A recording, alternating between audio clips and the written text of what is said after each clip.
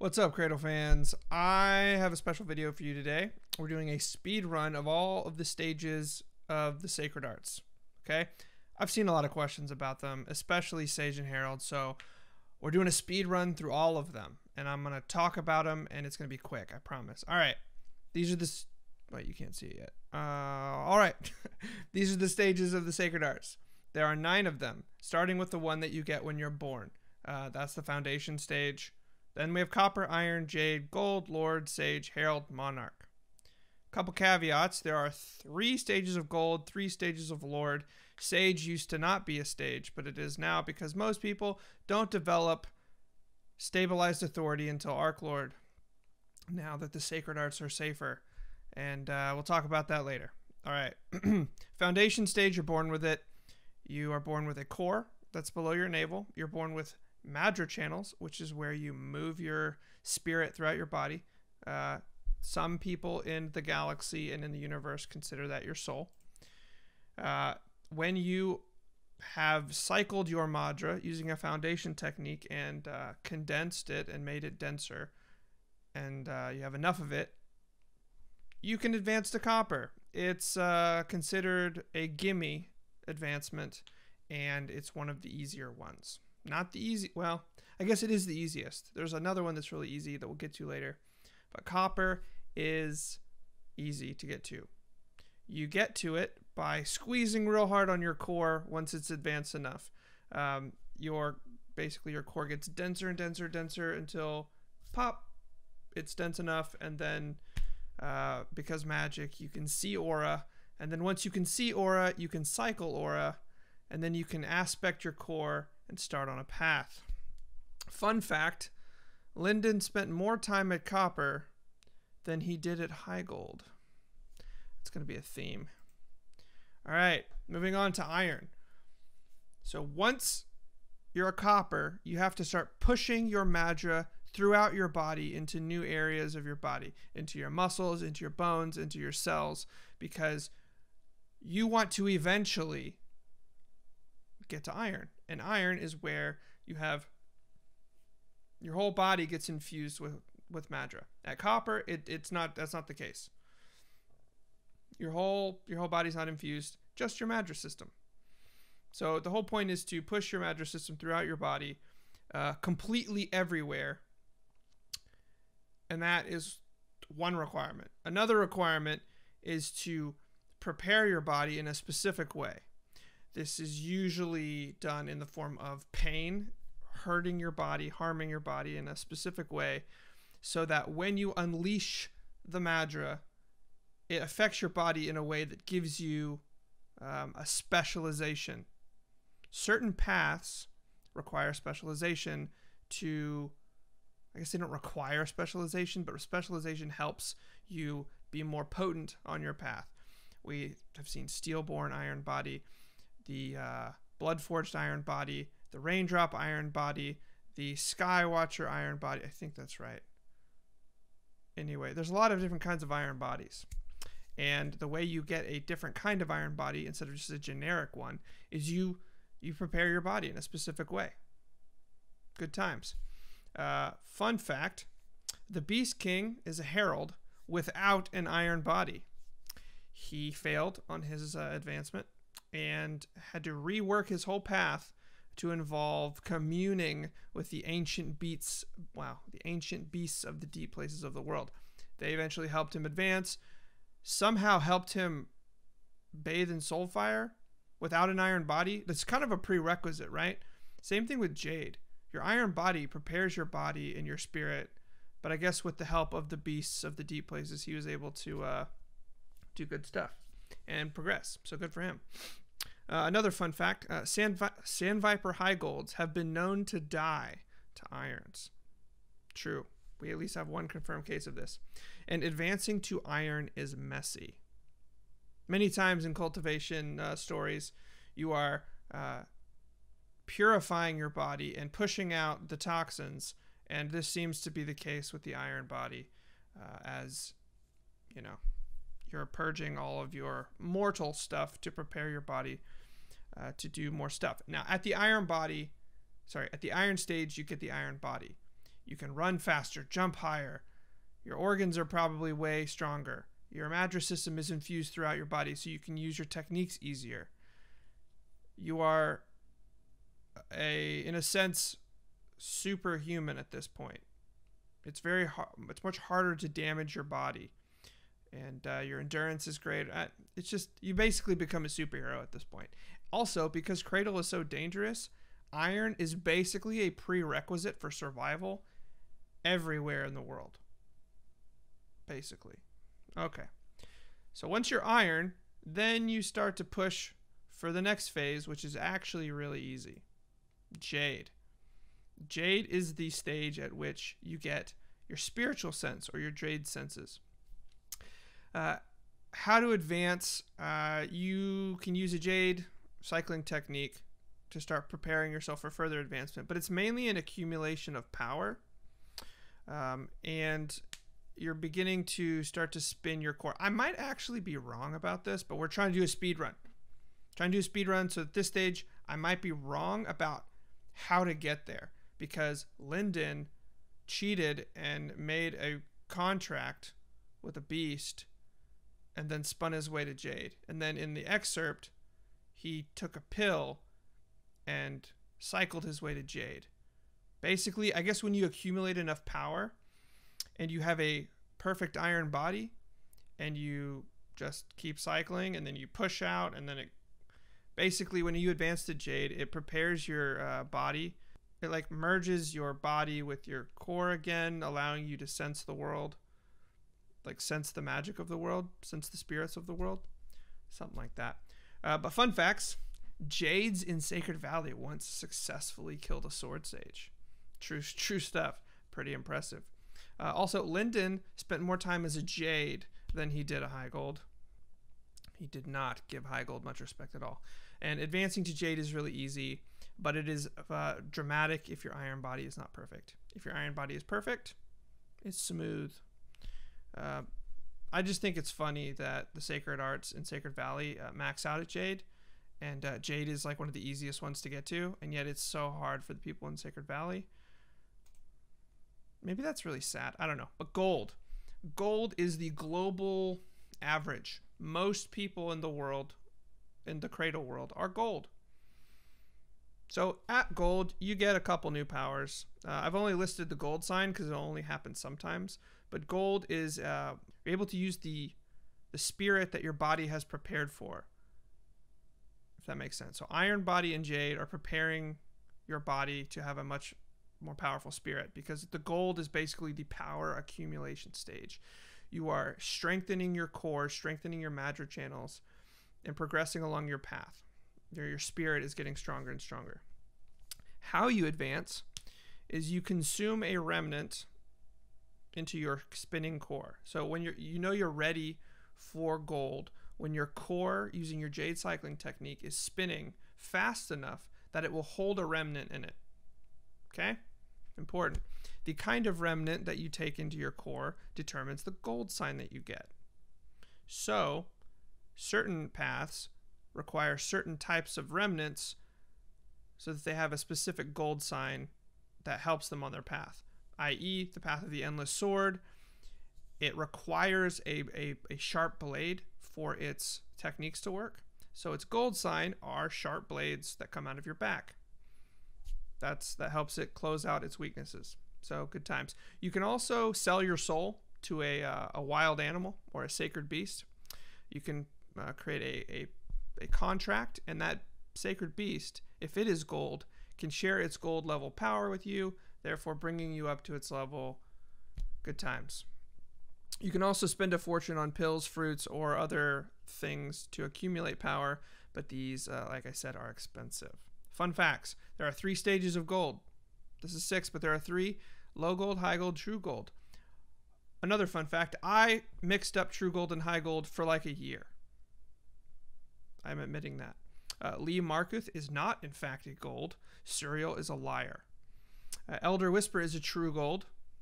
And many of us in the community guessed that long before it was confirmed, so good job, team.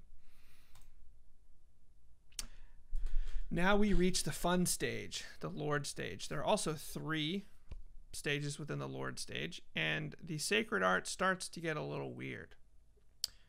Gold is the accumulation of power, like basically maxing out your spirit's power. The Lord stage is you are becoming self-aware along your path, and you're trying to you're trying to evolve your spirit so that you can eventually merge with it. That's basically what the Lord stage is. You have to become self-aware, so including like self-aware of your spirit, so that you can bring in the power of the world around you to evolve your spirit, so that it eventually becomes evolved enough that you can merge with it and become immortal. Underlord, Overlord, Archlord, Archlord, I think it's Archlord. How you advance is you become self-aware and speak eternal truths, surrounded by weird plants and artifacts. Those weird plants and artifacts give you a balance of the aura, so that you can so that you can sense the unity of aura. Speedrun, we're going fast. Soulfire is what you get from burning the unity of aura, bringing it into your soul space. And when you have condensed that Soulfire to a certain potency, you then speak an eternal truth, and the Soulfire within you resonates with that truth. It resonates with the aura around you, and you then wash your body in Soulfire and evolve your spirit and improve your body in many ways. The hardest stage to reach is Underlord, because it requires insight into why you practice the sacred arts, and for many that is too much. Their foundation is not strong enough, and they don't have the insight, so they cannot advance to Underlord. Once you are an Underlord, usually getting to Overlord is no problem, and then getting to Archlord is no problem, because you've already done all the prerequisites. Your foundation is strong enough, and you already have the insights.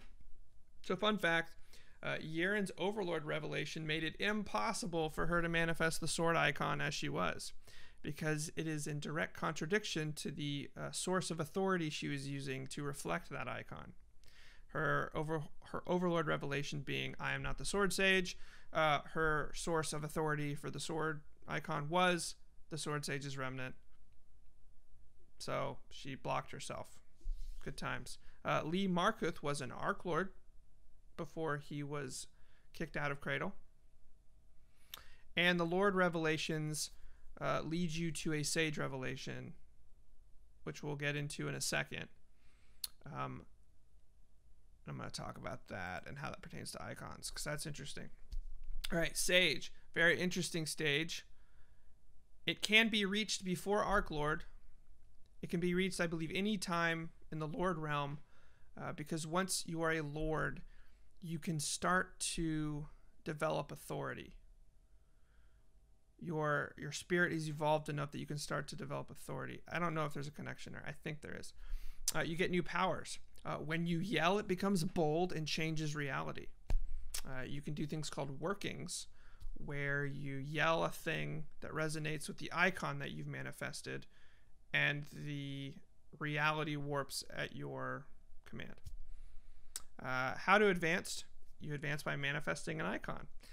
You yourself have to represent a universal concept, stabilize your authoritah with your willpower, then announce your authoritah to the world in a dramatic fashion, i.e. punching a dragon in the face and breaking it into sand, and then telling it to break. That's dramatic. Or you can terrorize a golden dragon who's been trying to hunt you down forever, and play with it and read its thoughts and try to advance, and then say you are its end, and manifest the void in the sky. Good times. Oh, by the way, spoiler alert. I hope you've read Wintersteel by now. Jesus. All right, fun facts. You can manifest multiple icons and can merge your willpower and authority into your techniques. Remember how I said that your Lord revelations are sending you towards an icon? Which icon? What if you manifest an icon before you've said two of your revelations? Could those revelations then change or send you to another icon? Are some icons only manifestable once you've reached Arc Lord and have led yourself towards that. What if you can manifest other icons on the side, but then your revelation leads you to a specific icon? I don't know. Something to think about. Another fun fact. If you're a sage, you are capable of veiling yourself to pass as a low gold servant. With a icon, you can produce living techniques. Very common. And you can create void keys, void spaces, gate stones, gate keys, and other fun space spending tools. A void space is basically a void key that doesn't have a key to open it. So it's specific to you as a sage. Only you can open it as long as you are alive and have the authority to open it. Sweet. I'm glad we could come to that agreement. So sage is the 7th stage. It can be reached at any point within the Lord realm. But the next stage can only be reached at the Arc Lord realm because it requires a compatible spirit of sufficient existence. Remember how I said the Lord stage is all about evolving your spirit, evolving your soul. You are upgrading the existence of your spirit so that it is as close as possible to a living life form. And then you manifest that remnant, if it's your own spirit, and then you merge with it. It's no longer your spirit, it is part of your body. You merge with it, and it requires a lot of willpower to overcome your remnant's willpower. Because of that, if you hit sage first, your sage remnant will have extra authority, extra willpower, and it will be much harder to overcome it. If you hit Herald first, you are now half of a spirit, and spirits cannot manifest an icon, so it becomes twice as hard for you to manifest that icon. So you got to pick which way you want your life to suck. If you become a Herald before you become a sage, you become immortal because your body is now half spirit. If you become a sage before you become a Herald, you can yell things with bolded letters and change reality. Fun fact, Ruby was only advanced enough to merge with Yeren due to the fact that she was able to cycle Herald level blood into her, which would upgrade her existence, as well as she was given a lot of items from the Akura faction to upgrade her existence. It says that verbatim in the text. We need to upgrade your Blood Shadow's existence. And only because Yeren did the cloning technique was her remnant, was her Blood Shadow compatible with her. And only because she was selfless and wanted to protect people was her Blood Shadow selfless enough to merge its willpower with her and make it easy for her to advance to Over Herald. Now we're getting into some controversy that I don't know if it's controversy, but it is in my head, and I've never brought it up before. But it's time for this controversy to be brought out. Heralds used to be able to create void keys because it was implied that heralds were a step beyond sage. And there's too many times when there are gate keys and gate stones that were used when there were not sages present. So heralds used to be able to create void keys, gate stones, gate keys, but now they probably can't because magic science or a new book came out that changed what we thought the rules were because we weren't the author and we don't get to make those decisions. This is a top 5 mystery in the Department of Bamfilosophy. Can heralds create gate keys or gate stones? Because if they can't, how were there so many gate stones at Sky's Edge without a sage around to keep making them? Also, Abyssal Palace had gate stones. Mara or whatever had a gate stone. People just have all these gate stones, but who's making them? Is there like a gate stone marketplace that is owned and operated by the sages of the world? I don't know, but I need to know. So I'm asking if heralds can just please be able to make gate stones, because otherwise Otherwise, I'm sad. And the Department of Bamfilosophy will be sad. We don't want that. Finally, we have Monarch. Their new powers are they are at the top of the food chain, and they get to lead the people of the world, and they get to be passive aggressive with the other monarchs of the world and form weird alliances that affect the lives of billions of people. How to advance? You have to become a sage and a herald in whatever order you feel like, which means you have to manifest an icon and merge with a compatible spirit of sufficient existence, which is usually your own remnant. In fact, all beings that have ever advanced to Monarch have done it with their own remnant. If and when Yeren does it, she'll be a unique specimen. Fun fact, most monarchs are rude.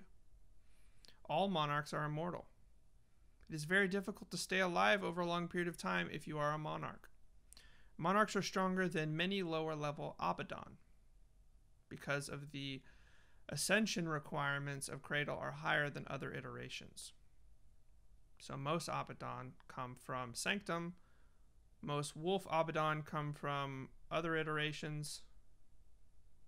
I guess from Cradle too, but the Cradle ones are usually stronger because of that. Also, we know that North Strider has defeated Abidan in Terminus, which is iteration 000, which is the place where they do combat. Anyway, this comes to the end of our speed run, which I don't know how speedy it was. I could talk about this stuff for hours, literally hours. There's a lot that I didn't cover. If you are interested in learning more about these stages, there was recently an addition to the wiki that I helped audit, but was not written by me, that you can go check out. I'll provide the link below. Thank you for watching. This is kind of a bonus video as I procrastinate doing the Lost Bet video. Hope you enjoyed. If you have any questions about anything I said here, drop me a comment, hit me up in the Discord. But yeah, thanks again for watching. Like, comment, and subscribe if you haven't. Later.